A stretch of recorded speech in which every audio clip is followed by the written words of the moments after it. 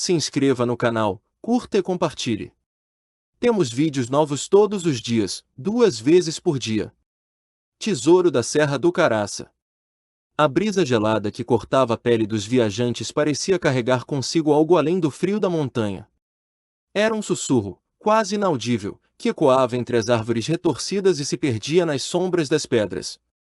Ninguém sabia ao certo de onde vinha, mas todos sentiam uma presença invisível, como um peso sobre os ombros, que fazia cada passo soar mais pesado do que o anterior. A expedição havia começado com risos e histórias de riquezas escondidas, mas agora o grupo andava em silêncio, cada um mergulhado nos próprios pensamentos sombrios. No topo de uma trilha estreita, o líder da expedição, Jonas, parou abruptamente. Ele ergueu a lanterna, iluminando uma cruz de madeira apodrecida cravada no chão. Ao redor dela, pequenos montes de terra fresca formavam círculos irregulares. O ar estava mais denso ali, como se o próprio tempo hesitasse em continuar. "Não toquem nisso", ele murmurou, a voz tremendo. Mas era tarde demais. Um dos homens já havia se agachado, suas mãos sujas de terra enquanto tentava desenterrar algo que reluzia sob a superfície. Mais adiante, o caminho se bifurcava em 2 trilhas distintas. Uma delas descia abruptamente para um vale coberto por névoa densa, enquanto a outra serpenteava para dentro de uma floresta de pinheiros cujos galhos pareciam garras estendidas. Os mapas antigos prometiam que o tesouro estaria na segunda trilha, mas algo na primeira chamava atenção. Era como se a névoa tivesse vida própria, movendo-se lentamente como um animal ferido. Um dos membros da expedição jurava ter visto vultos lá dentro, mas ninguém quis confirmar ou negar. Dentro da floresta, o grupo encontrou marcas estranhas gravadas nas árvores. Runas antigas, símbolos que nenhum deles conseguia decifrar, mas que pareciam pulsar à luz das lanternas. Cada passo adiante era acompanhado pelo som de folhas secas sendo esmagadas sob os pés, mas também por algo mais, um arrastar distante, como se algo grande e invisível os seguisse. Jonas ordenou que parassem, mas o som continuou. Quando ele apontou a lanterna para trás, não havia nada lá, exceto os próprios rostos assustados refletidos na escuridão. Ao final da trilha, eles encontraram uma caverna. A entrada era imponente, com pedras negras que pareciam absorver a luz das lanternas. Dentro, o ar era úmido e pesado, carregado com o cheiro de algo que não deveria estar ali. No centro da caverna, sobre um pedestal de pedra, repousava um baú antigo. As dobradiças estavam enferrujadas, mas ainda assim emitiam um brilho dourado que contrastava com o ambiente sombrio. Enquanto Jonas avançava, seus companheiros permaneceram paralisados, como se soubessem que aquilo não era um tesouro, mas uma armadilha. O primeiro capítulo daquela jornada terminou quando Jonas abriu o baú. Não havia ouro nem joias lá dentro, apenas um espelho coberto de poeira. Quando ele o limpou com a manga da jaqueta, seu reflexo começou a mudar. Seus olhos escureceram, sua pele ficou cinzenta. Ele gritou, mas o som foi engolido pela caverna.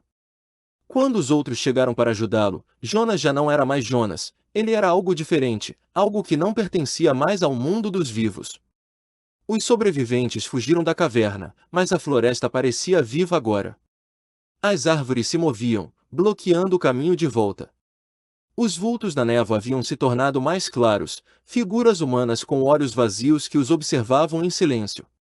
Cada passo parecia levar horas, e o cansaço era quase insuportável. Quando finalmente alcançaram o acampamento, perceberam que algo os seguia. Algo que havia saído da caverna junto com eles. Nos dias seguintes, aqueles que retornaram começaram a sonhar com a caverna.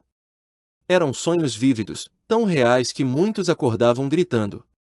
Em cada sonho, o espelho chamava de volta, prometendo respostas para perguntas que nunca haviam feito. Um a um, eles sucumbiram à loucura, incapazes de resistir ao chamado. Apenas Jonas permanecia vivo, mas não como ele mesmo.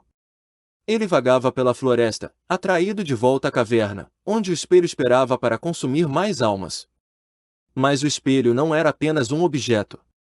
Ele parecia ter vontade própria, capaz de manipular as mentes daqueles que o olhavam diretamente. Os poucos que restavam no grupo começaram a notar mudanças sutis em si mesmos. Reflexos distorcidos apareciam em superfícies d'água, e vozes sussurravam seus nomes em momentos de solidão. O medo tomou conta de todos, mas era tarde demais para fugir. Uma noite, enquanto os sobreviventes tentavam dormir, ouviram um som metálico vindo da mochila de Jonas. Era o espelho, que ele havia trazido consigo sem perceber. Ele brilhava fracamente, como se estivesse vivo, e projetava sombras dançantes nas paredes da barraca. Quando tentaram tocá-lo, suas mãos pareciam atravessar o vidro, como se fossem sugadas para dentro.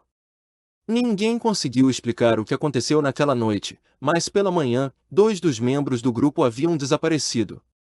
Os que restaram decidiram abandonar o espelho na floresta, longe do acampamento. Mas ao deixá-lo em uma clareira, perceberam que ele refletia algo impossível, uma versão invertida da floresta, onde as árvores cresciam para baixo e o céu era preto como o breu. O espelho não podia ser destruído, e sua presença era uma maldição que os perseguiria para sempre. Com o espelho abandonado, os sobreviventes acharam que estariam seguros. Mas a floresta tinha outros planos. As árvores começaram a se mover durante a noite, cercando o acampamento como sentinelas silenciosas.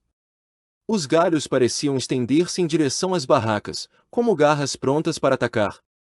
O som de passos ecoava ao redor, mas nunca havia ninguém lá. Os mapas que haviam trazido para guiar a expedição tornaram-se inúteis. As trilhas desapareciam, substituídas por caminhos que levavam apenas de volta à caverna. A névoa que antes parecia distante agora envolvia tudo, transformando o dia em uma eterna penumbra. Os suprimentos começaram a escassear, e o grupo sabia que não poderiam sobreviver por muito mais tempo.